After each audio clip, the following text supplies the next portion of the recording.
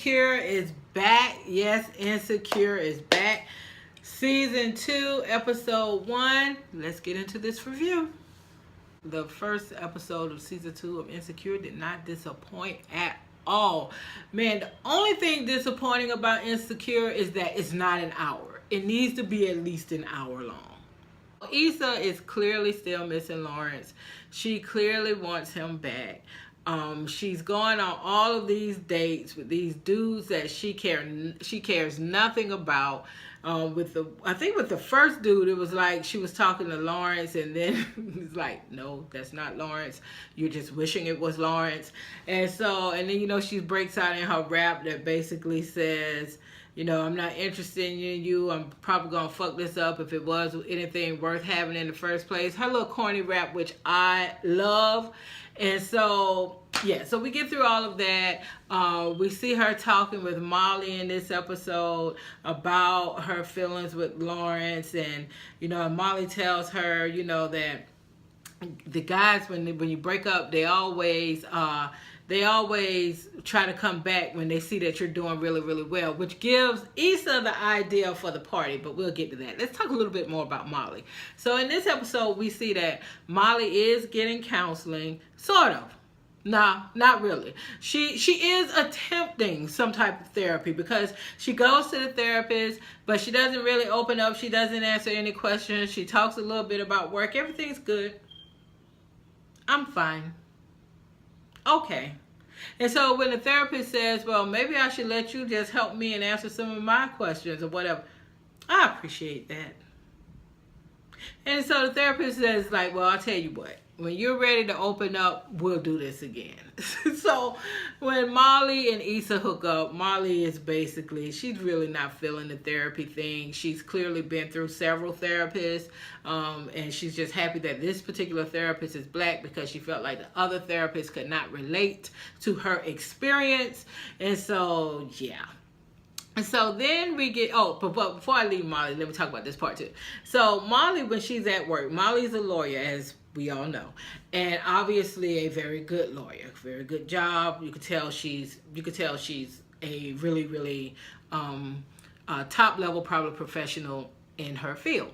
So she accidentally opens an envelope that she doesn't know is actually the paycheck of one of her co-workers, who I think the check was like $6,000+ and obviously is way more than what she gets paid. So she starts fishing around trying to figure out, well, what are we getting, bonuses or something? The guy's name is Travis. The guy comes off at the little gathering for the lady who's going to the Chicago office, who, from what they're saying, from what Molly's saying, she's going to another office because she didn't feel valued.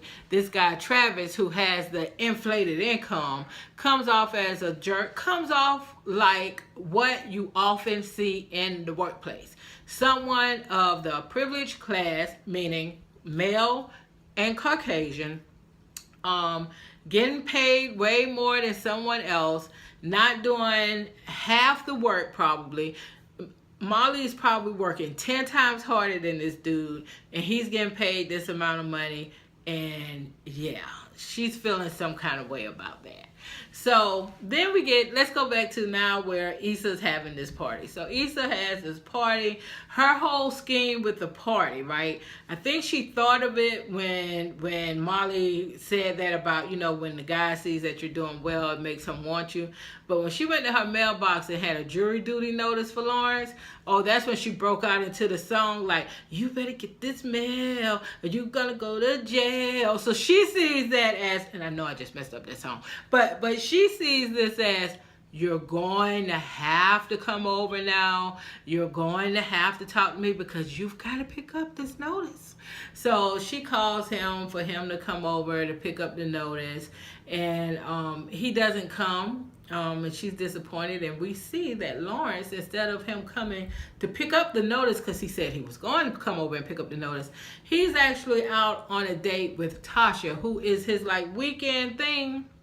And the only reason why he's out on this date with Tasha is because his temporary roommate, I feel like kind of shamed him into just acknowledging that, man, you got the hookup, so you just get with this girl on Friday through Sunday. Y'all don't do nothing but have sex, and then you're back. You don't have to take her out on no dates or anything. And so I think Lawrence kind of felt bad about that, so that's why he took Tasha out on this date, right?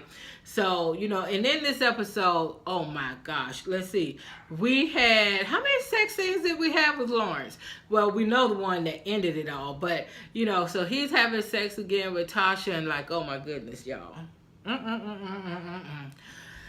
don't know. I know Issa was kind of, you know, down on Lawrence when they were in a relationship because she said, basically, she felt like he was a slacker, and then when he did have like a regular 9 to 5, he got inspired to do more like with an app, and he wasn't really interested in holding on to that 9 to 5, and so she looked at him as just kind of being slack and unmotivated, and that's how she ended up sleeping with the homeboy that she used to know back in the day. Yeah. So, but Lawrence, I mean, she gave up a lot. She appears to have given up a lot with Lawrence in these sex scenes.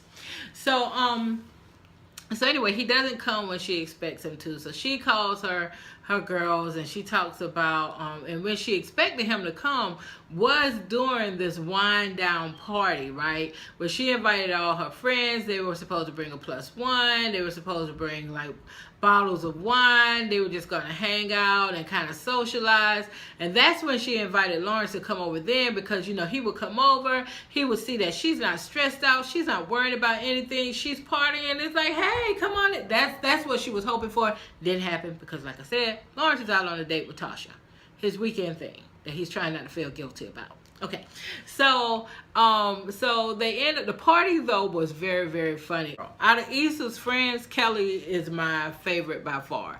So she's in the party, she's getting turned up. The residential blood comes in. He comes to the party cussing like he always does, talking about turn up and just ridiculous. So it just turns into this party that it's not a wind down anymore, because now we got the music crunked up, everybody's getting turned up, people are smoking weed, people are drinking, the guy is doing, I don't know what you call it when the Bloods do their dance, but I know it's not crip walk, I don't know what you call it, but he was doing their dance, and Issa was talking about, do you need choreography for that? Issa. Okay, so somehow or another things got out of hand. A fire started in the trash can, so they're trying to put the fire out. Lights up the wall a little bit, burns or put a dark stain on the wallpaper a little bit. But by the time all that is over, pretty much everybody's gone except for Issa and, like, you know, the inner circle. So needless to say, at that party though, she did get a chance before this fire even started. She walked out once Lawrence texted her and told her that he wasn't coming. She talked with Molly, kind of told Molly what was up. Molly was like, well, why would you, you know, go through all of that? What, I thought you didn't want him back. And she was like, hell yeah, I want my man back. I was just telling you that. So she's just hurt. She's just disappointed. After that, we see a little bit more with her and her workplace, and, you know, again, these co-workers and the boss, and trying to get the boss to give them a shot to work it out with the kids. So after that, she ends up back home. She's chilling, just, you know, like you do when you go home after work. She has on her underwear, shirt in the house. Somebody's at the door. She looks in through the peephole, and who should it be but Lawrence? So she walks away, and at first you think, she's like, okay, my God, I'm not ready for this, and should I answer it or not? But then she answers the door. So he's like, well, hey, I'm here for my mail. So she walks over and hands him the mail. And y'all, look at Issa's face.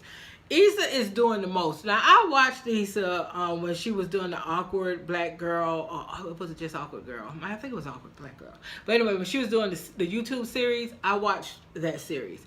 So it's so funny to me because her face is like, you know, like just that, like, oh, just take me back, please. I'm such a sad puppy. That look is what she was giving Lawrence. So she handed Lawrence his mail. And then he's like, oh, I got to get some things out the bathroom, too. So she was, you know, stepped back and let him come in. So he's in the bathroom getting his stuff. she's sitting on the couch, just kind of like, you know, just sitting there, probably not knowing what to say, what to do, because she most certainly doesn't want him to just come in and leave, because this is what she's been waiting for him to have to come. So hopefully there could be some kind of connection. So he's getting ready to leave, but then he closes the door. He turns around. He basically takes down his underwear, pushes her back on the couch. She takes off her panties, and y'all know what's up. Okay, so they go at it. It only lasts for a little bit, but y'all, Lawrence, it was enough. Yeah. So after that, Lawrence gets up. He pulls up his pants. He washes up right quickly, and he gives her a kiss on the cheek, and he's out. And she sits there, and you can tell she's just thinking about, like, what just happened? And then she starts smiling, because you know she's thinking this is victory. But girl, no. Girl, no. Because see, we all have been through this type of thing here before. Okay. So now we don't know where this is going, but this was a great episode. It had, in my view, everything. Hot sex, because the sex was hot. Hot sex, the workplace issues, some of the cultural issues within the workplace. They touched on, you know, the need for therapy and being willing or not so willing to try to seek out a therapist when you need help. And then just all of the twisted dynamics with Issa, the breakup, the wanting the boyfriend back. And it's just, this is a really good show. I'm looking forward to episode 2. So y'all make sure y'all are there too to see episode 2, Sunday nights, HBO 10:35, I believe. So until the next episode, thank you guys for allowing me to have my 2 cents. Bye.